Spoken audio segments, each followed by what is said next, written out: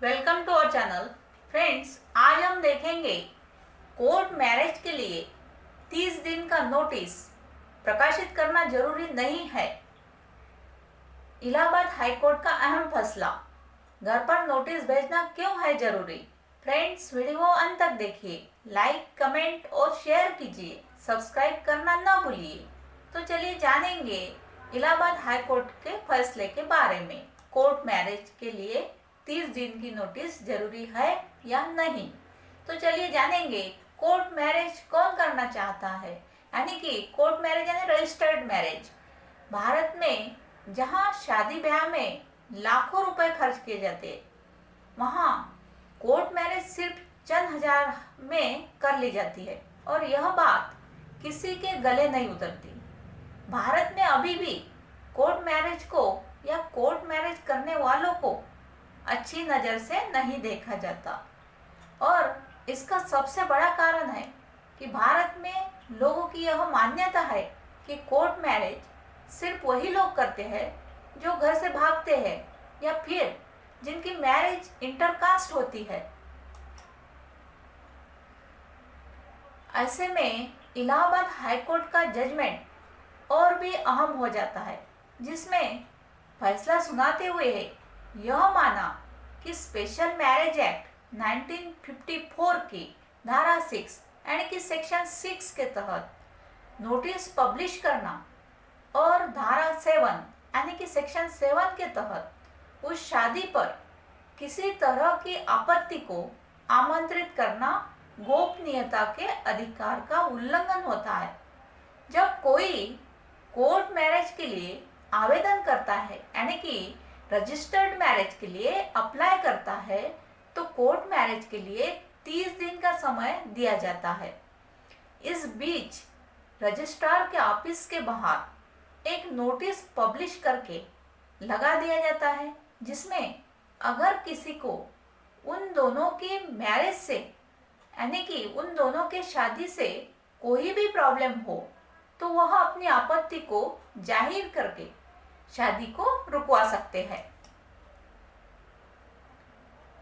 Court ने कहा कि इस तरह के नोटिस की कोई जरूरत नहीं होती, क्योंकि यह व्यक्ति के स्वतंत्रता और गोपनीयता के मौलिक अधिकार का उल्लंघन करते हैं, उन्हें पूरी तरह से खत्म करते हैं, यानी कि उनके मौलिक अधिकारों का हनन करते हैं। कोर्ट ने कहा कि स्पेशल मैरिज एक्ट 1954 की धारा 5 यानी कि सेक्शन 5 के तहत शादी करने वाला जोड़ा लिखित रूप में विवाह अधिकारी को यह बताएंगे कि इस तरह का नोटिस लगाना चाहिए या फिर नहीं।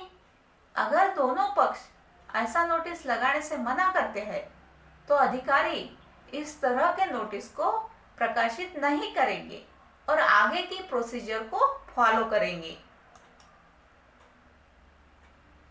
लेकिन अधिकारी को यह अधिकार है कि वह दोनों पक्षों की जांच पड़ताल करे, जैसे कि उनकी पहचान करना, उम्र का पता करना, लीगल सहमति है या नहीं जैसी बातों से पूरी तरह से संतुष्ट न होने पर उनमें प्रमाण पत्रों की मांग भी कर सकते हैं। अब क्या था मामला? कोर्ट ने एक बंदी प्रत्यक्षीकरण याचिका दायर की गई थी। आरोप था कि एक लड़की अपने प्रेमी से शादी करने जा रही थी, इस वजह से उसे हिरासत में लिया गया था। दोनों अलग धर्मों से संबंधित है, दोनों अलग अलग धर्मों के हैं। उन्होंने कोर्ट के सामने यह कहा कि स्पेशल मैरिज एक्ट 1954 के तहत वह शादी करना चाहते हैं, पर 30 दिन के नोटिस की वजह से उनकी शादी में बहुत सारे लोग आपत्ति जाहिर करेंगे, यानी कि उनकी शादी में रुकावट आ जाएगी, जिसकी वजह से उनकी शादी रुक जाएगी।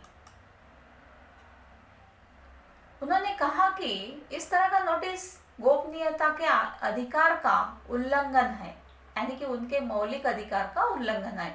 इन सभी बातों को ध्यान में रखते हुए कि कोर्ट में इस तरह का फैसला सुनाया और कहा कि किसी भी व्यक्तिगत कानून के तहत इस तरह के विवाह के लिए किसी भी तरह की नोटिस को, प्रकाशन या आपत्ति को आमंत्रित करने की बिल्कुल ही जरूरत नहीं होती। स्पेशल मैरिज एक्ट 1954 के ऊपर यह था।